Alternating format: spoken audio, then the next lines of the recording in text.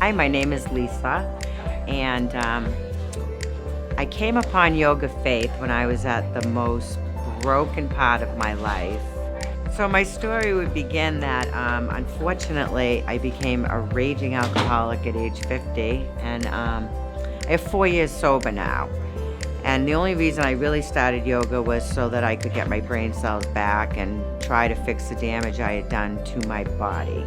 So I purchased my modules and decided I was going to do it all. I did my modules and I booked the immersion in March here before I even finished. And I will tell you, like, I really believed that I was going to come here and learn yoga, but I have learned so much. Like, God just opened my heart and really showed me that this really is what I'm supposed to do. There's been so much healing, and I need to get with a different, I need to get into the middle of the pack and really take this through.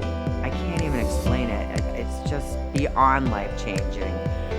The communion with each other, all of it. Yeah, it's changed me for good. I can promise you that. I'll be quitting a job when I go home.